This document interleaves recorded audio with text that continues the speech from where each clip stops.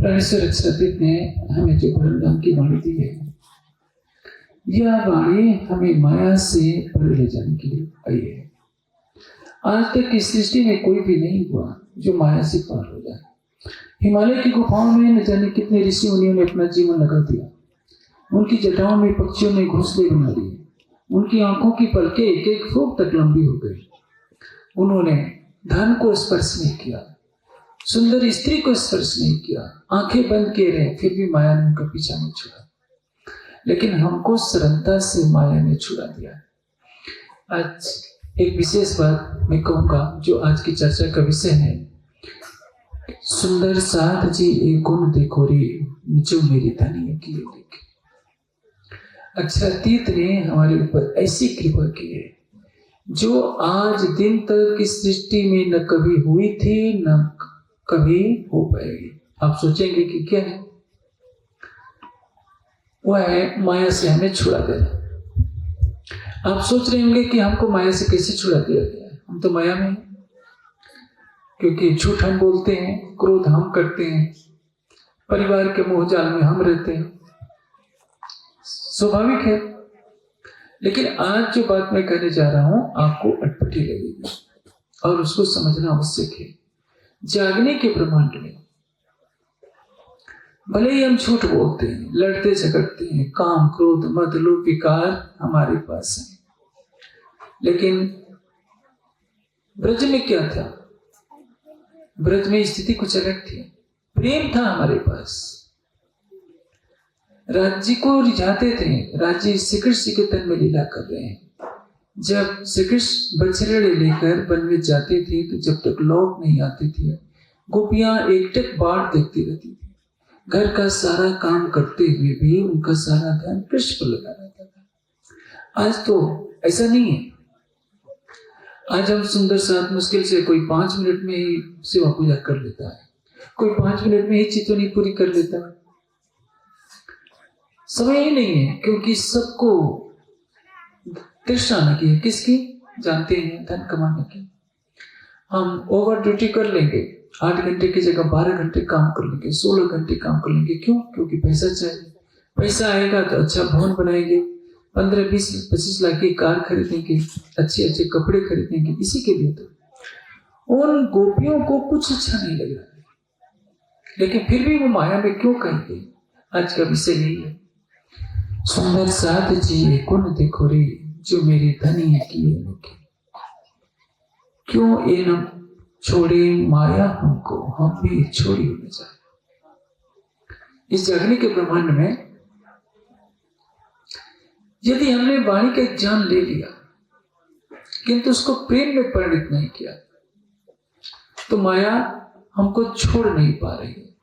माया तो हमको छोड़ेगी नहीं। क्यों? क्योंकि हमारा शरीर किसका बना है? माया का। हमारी इंद्रियां माया की, हमारा अंतःकरण मन किसका है? माया का। माया से ही मन बना है। ये परम धाम का मन नहीं है। परम धाम के मन में तो केवल प्रेम रहेगा, राज्य के प्रति समर्पण रहेगा, श्रद्धा रहेगी। लेकिन ये मन क्या चाहता है? मन 5 इंद्रियों से 5 विषयों का सेवन करना चाहता है। आंखें रूप देखना चाहती है, त्वचा कोमल स्पर्श का सुख लेना चाहती है, जीवा 56 व्यंजनों का सुख लेना चाहती है, 6 रसों का, और नासिका सुगंध लेना चाहती है, कान मधुर आवाज सुनना चाहती है। इन्हीं के पीछे तो सारा संसार भाग रहा है। किंतु इन विषयों ने हमें घेर रखा है। लेकिन एक बात इस जागने के ब्रह्मांड में है जो ब्रज में नहीं थी, जो रास में नहीं थी। इसमें जो हमें पहचान मिली है, और वो पहचान किससे मिली है? वाणी से मिली है। वाणी के अतिरिक्त हमें कोई भी ऐसा साधन नहीं है जो इस माया के ब्रह्मांड में हमें अक्षरातीत की पहचान करा दे। ब्रज में कितना भी प्रेम है तो क्या? जब श्री कृष्ण मथुरा चले जाते हैं तो गोपियों की स्थिति क्या है जानते हैं? हम इस जागरण के ब्रह्मांड में साधना कर पाए। सवेरे आकर के यशोदा मैया के साथ सारी गोपियां राधा जी के साथ बैठ जाते हैं, और सवेरे से लेकर शाम तक, शाम ढलने तक कृष्ण की बात देख रही है। कि कहा था कि हम तो कुछ दिनों में मैं लौट आ जाऊंगा, लेकिन अभी तक नहीं आया। कह गए थे कि मैं 4 दिन में ही लौट आऊंगा, लेकिन नहीं आया। ऐसा करते करते 1-2 महीना नहीं, वर्ष नहीं, बुढ़ापा उनका आ गया है। राधा से कोई हंसी में कह दे देखो कृष्ण आ गए, 90 साल की बुढ़िया है राधा, तन है बूढ़ा, लेकिन ऐसे झटके से उठती है जैसे 16 साल की कन्या। क्यों? क्योंकि राधा का प्राण ही कृष्ण है। वो प्रेम उस समय था। मैं प्रतिबिंब की सखियों की बात कर रहा हूं, 11 वर्ष 52 दिन की नहीं। उनको प्रेम है श्री कृष्ण से, अथाह प्रेम है। ब्रज वालों को उनसे भी करोड़ों गुना प्रेम, लेकिन एक चीज नहीं है, वो है पहचान नहीं है। और जागने के ब्रह्मांड में आपके पास प्रेम नहीं है, लेकिन पहचान। पहचान की मतलब क्या होती है? आप देखिए,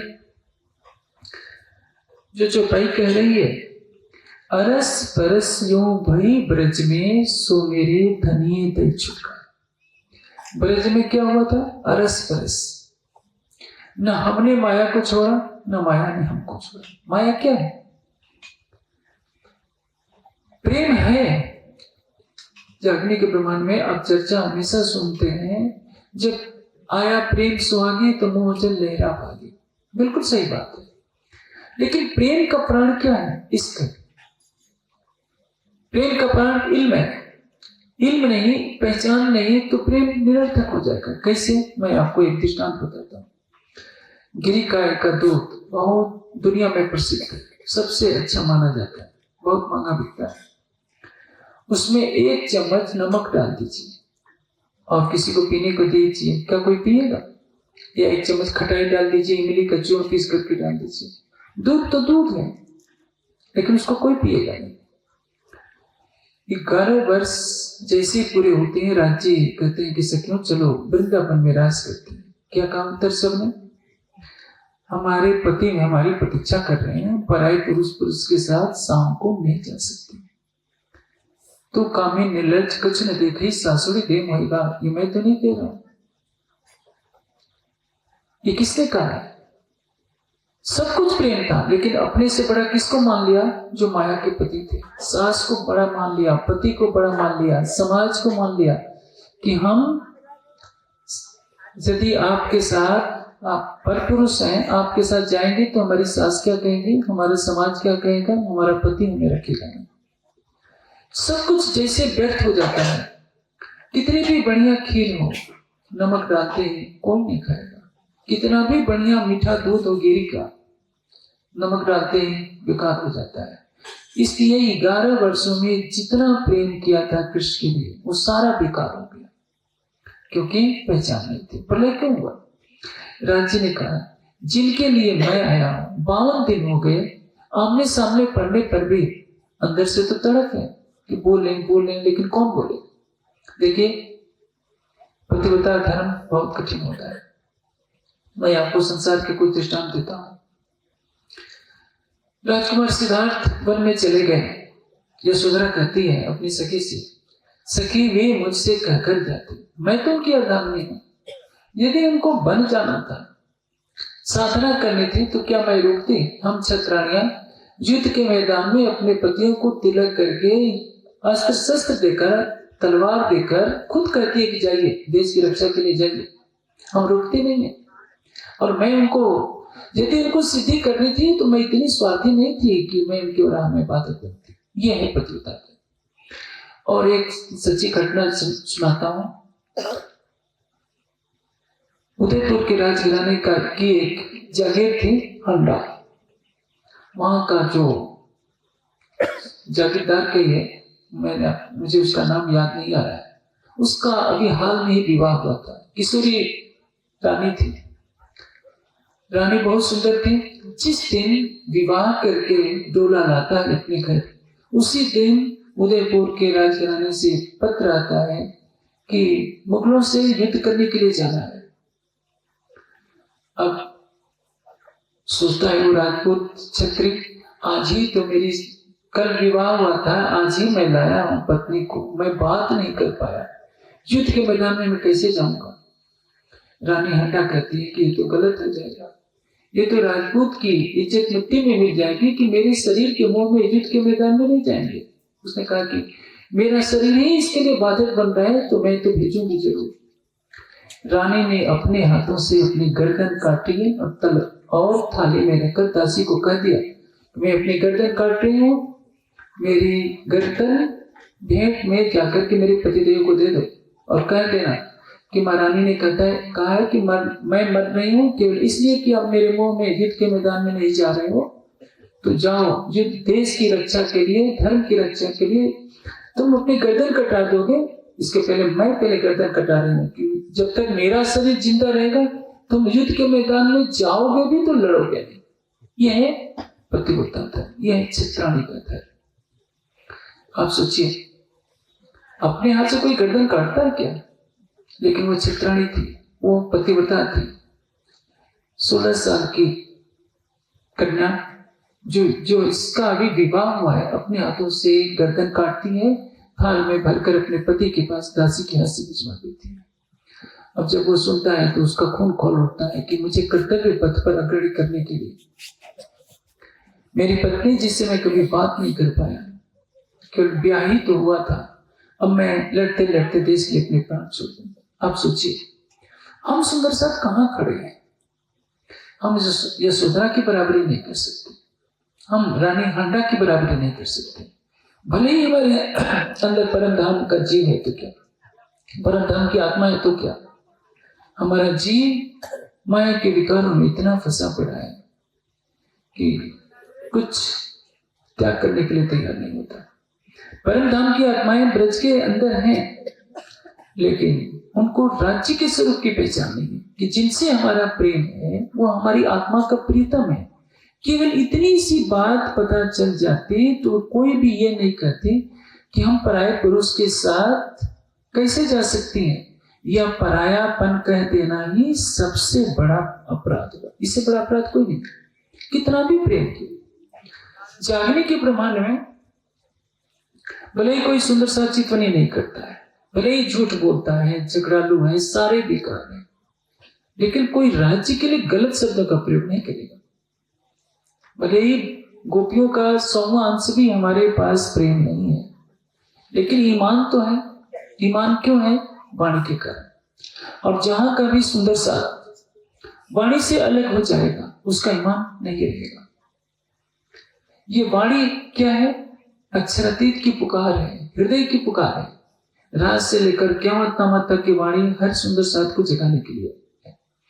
हमारे देश में, हमारे समाज में लगभग देश विदेश के सभी मंदिरों की संख्या जोड़ी जाए, नेपाल, भारत, भूटान, नागालैंड या अमेरिका, कनाडा, सब जगह मिलाकर 400 के आसपास मंदिर।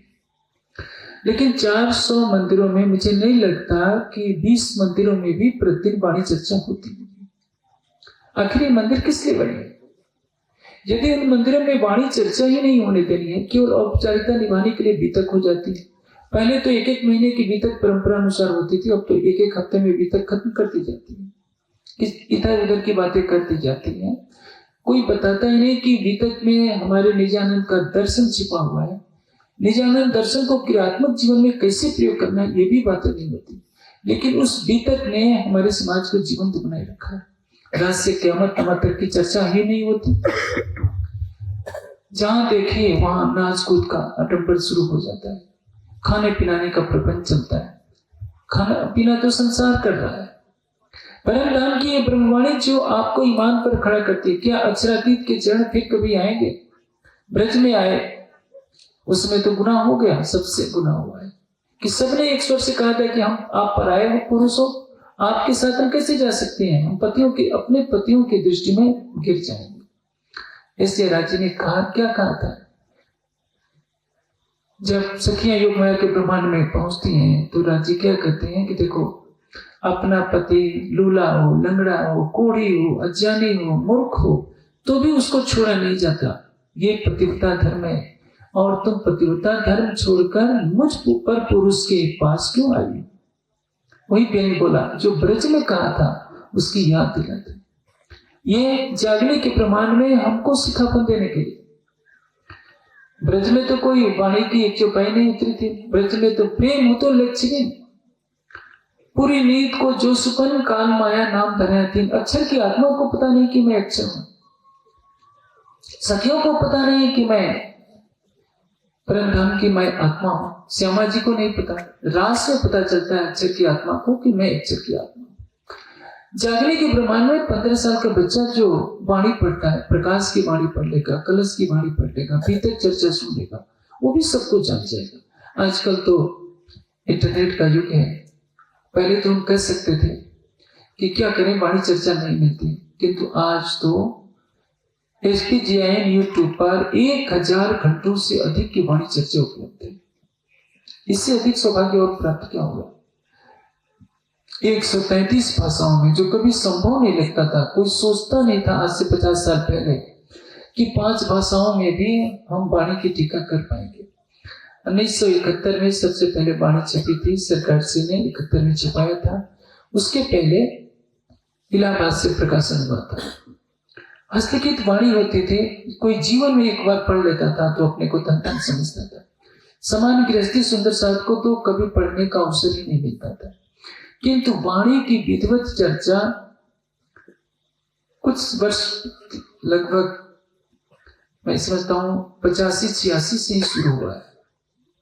जो गुजरात में शिविर लगे, वाणी पधरा करके चर्चा होने लगी, सब सुंदर साथ को रसपान होने लगा और जागने का समूह आगे बढ़ने लगा।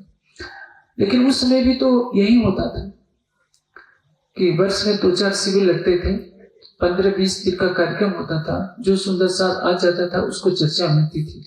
किंतु आज तो यदि प्रतिदिन आप 1 घंटा सुनते हैं तो उस चर्चा का नंबर 3 वर्षों के बाद है, क्योंकि 1000 घंटे की चर्चा रखी गई है और दिन पर दिन इसकी संख्या बढ़ती जा रही है।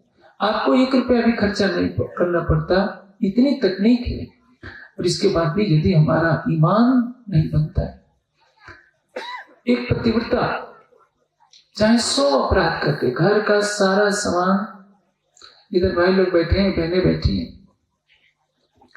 पत्नी अपने घर का सारा सामान चोरी कर ले, पति तब भी क्षमा कर देगा।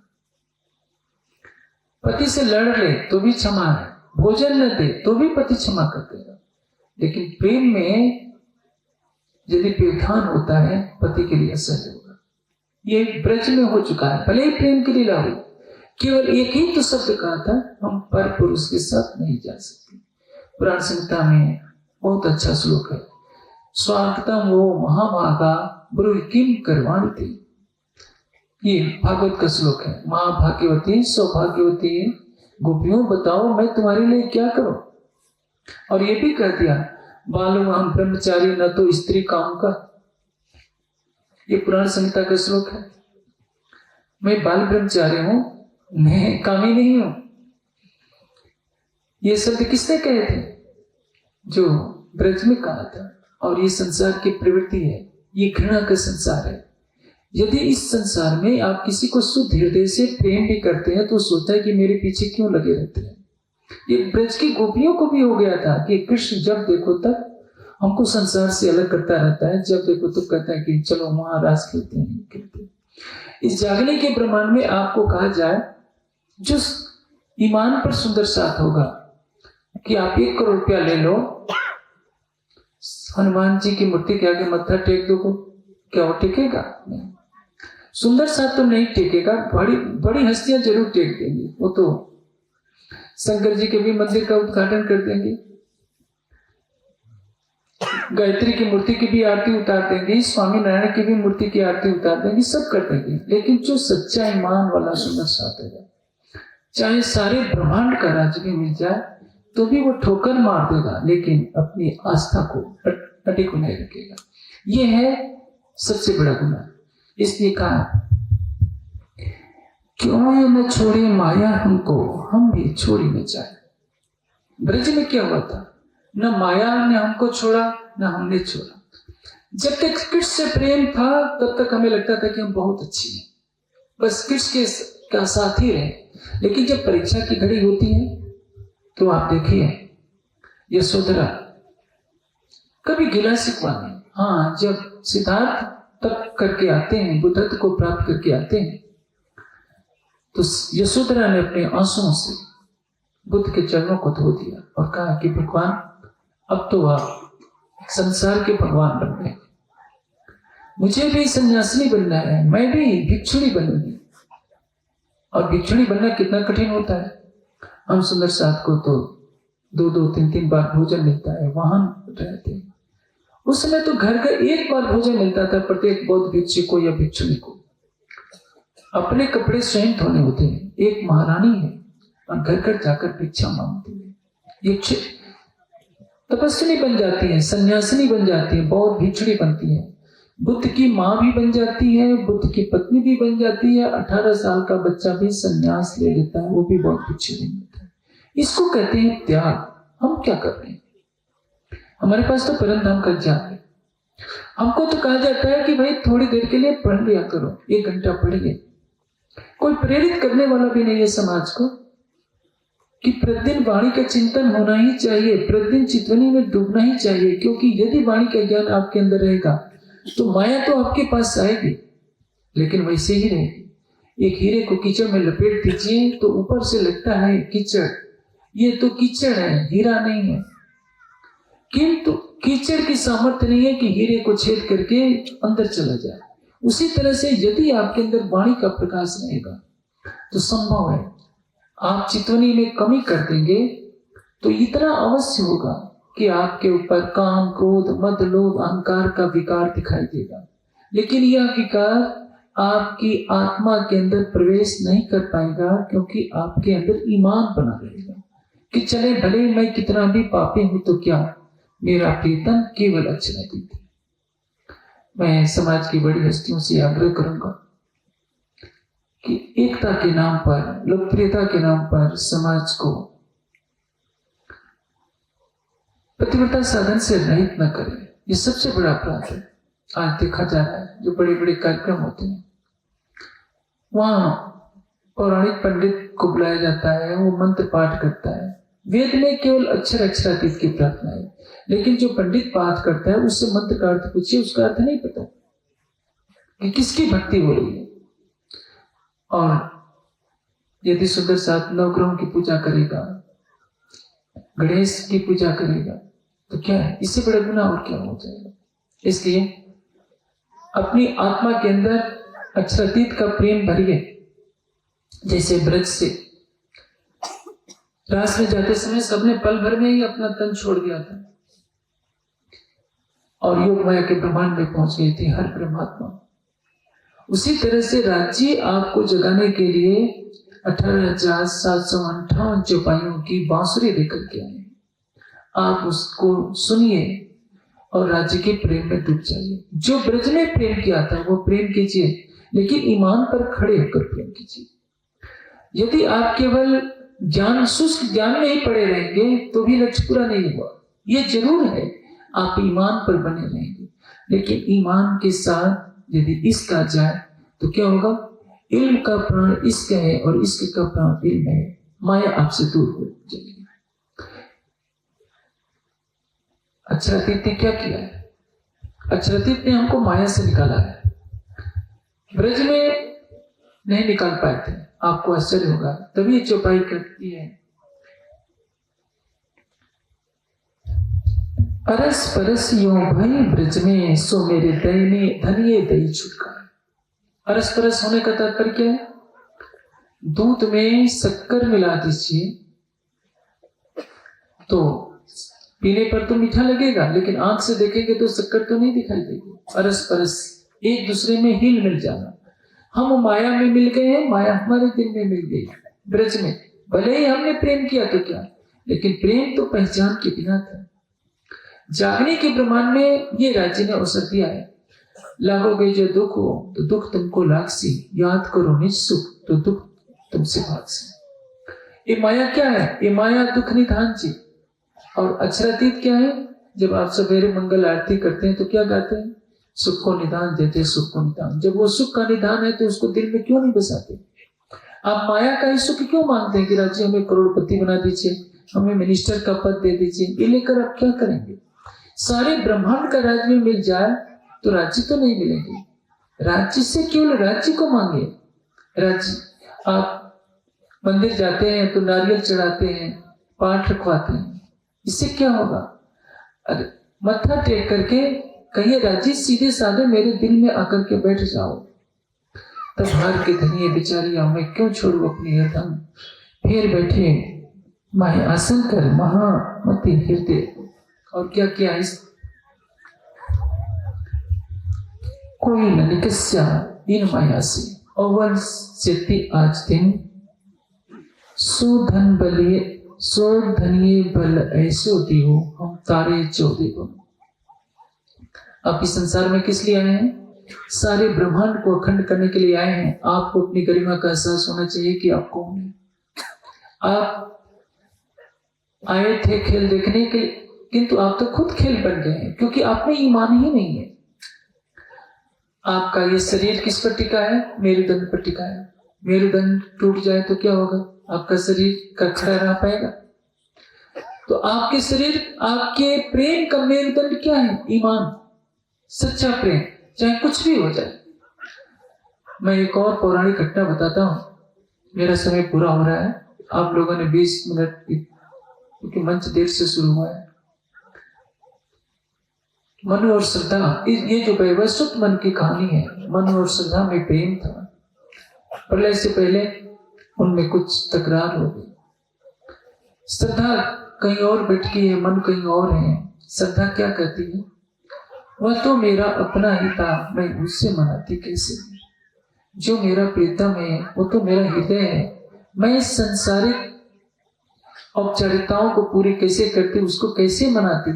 ये संसार की सतियां, चाहे श्रद्धा को लीजिए, यशोधरा को लीजिए, रानी हंडा को लीजिए,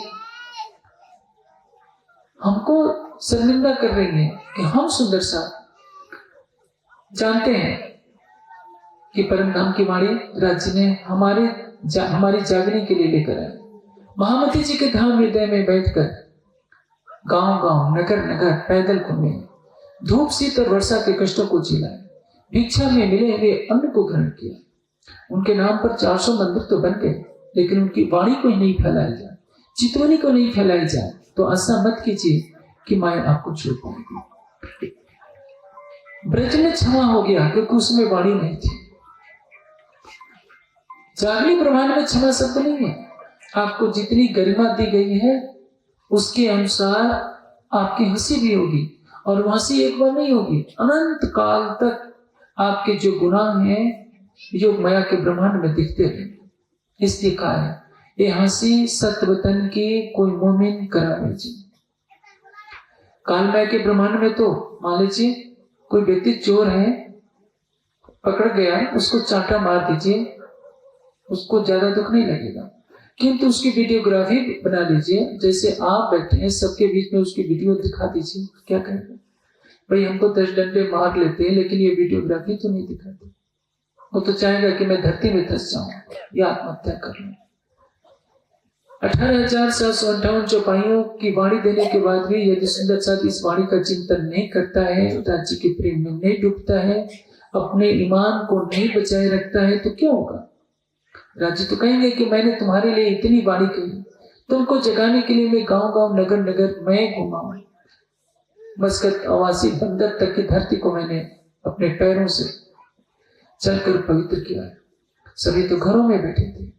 अब सोने के भले ही मंदिर बन जाए, सोने की ईंटों से बना लिया जाए, लेकिन यदि वाणी प्रकाश नहीं है, चितवनी नहीं है, हमारे हृदय में युगल स्वरूप के चरण कमल नहीं है, भले साथी होगी कहाँ होगी मैं नहीं जानता।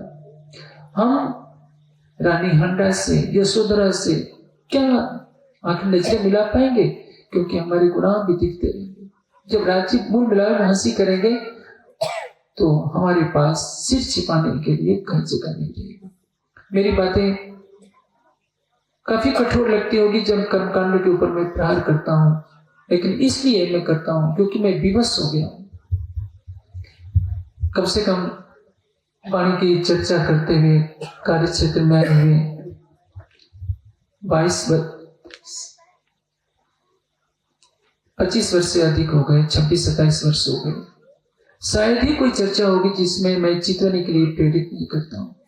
लेकिन ये समाज इतना सोया हुआ है, पन्ना जी में 8 कमरों का ज्ञान केंद्र ध्यान कक्ष बना, आज तक कभी 4 कमरे भी कभी नहीं भरे। क्यों?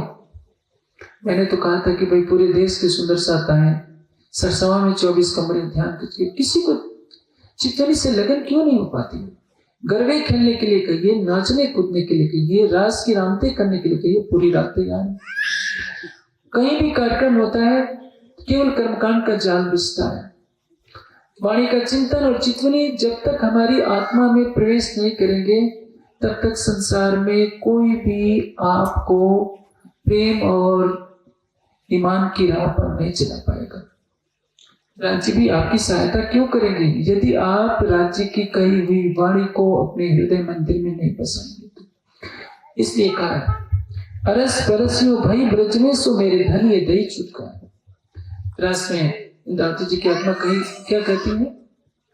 माया गई पुताने घेर हवे आत्म तुझा कहने की। जब आत्मा जागृत हो जाती है तो माया भाग जाती है। माया दीदी फिटकार, मेरे प्रीतम ने माया को फटकार करके भगा दिया। माया को तो फटकार आप भी लगा सकते हैं, केवल अपने हृदय में राज्य के नख से सिख तक श्रृंगार को बसा लीजिए, और ये तब होगा जब आप वाणी का प्रति चिंतन करेंगे। इसलिए मेरा समय पूरा होता है इन वचनों के साथ कि आप सब सुंदर साथ वाणी के प्रकाश में अपने कदम बढ़ाइए। बच्चे से लेकर युवा तक, वृद्ध तक, सबका योगदान होना चाहिए। मैंने हमेशा कहा है, मैं पूरे देश से कहता हूं, कई बार कह चुका हूं, बार बार उसको रिपीट करना अच्छा नहीं होता, कि यदि 100-50 भी समर्पित युवा मिल जाते, ऐसे बच्चे मिल जाते जिनका जीवन वाणी के प्रकाश के लिए होता, तो विद्वान बनकर बहुत कार्य कर सकते थे। जो रिटायरमेंट हो चुके हैं वो अपना जीवन माया में न लगाएं, किसी न किसी रूप में ज्ञान के प्रकाश की सेवा करें। मैं आशा करता हूं कि सब सुंदर साथ तक मेरी आवाज पहुंच रही होगी, और आने वाले समय में सभी इस कार्य में लग जाएंगे कि सबके हृदय में मंदिर बन जाए, सबके हृदय में युगल स्वरूप का मंदिर बनाए। ईंटों के बनाए हुए मंदिर तो कभी भी गिर जाएगा, और यदि उस मंदिर से ज्ञान का प्रकाश नहीं होता है तो केवल कहने के लिए वो मंदिर है, मंदिर नहीं कहा जा सकता। मंदिर वह है जहाँ वाणी की चर्चा होती है, जहाँ चितवनी कराई जाती है, जहाँ सबको प्रेरित किया जाता है कि अपराध सारा संसार एक तरफ, कई कोट राज वैकुंठ के न अवे इत के खिल समान। जब आपके हृदय में करोड़ों वैकुंठ का सुख भी मोह में न डाले, तब तो समझिए अब मेरी आत्मा जागृत हो गई है। केवल राज्य का प्रेम ही आपके लिए सबसे बड़ा धन है, और सबसे बड़ा पुण्य कार्य क्या है? अपने ईमान से विचलित नहीं होना। आप सबका सम्मान कीजिए, मर्यादा पुरुषोत्तम राम का कीजिए, योगेश्वर श्री कृष्ण का कीजिए, हनुमान जी का कीजिए, गणेश जी का कीजिए, शंकर जी का कीजिए। महापुरुष हैं, लेकिन प्रेम किससे? राज्य से। इसमें कोई समझौता नहीं।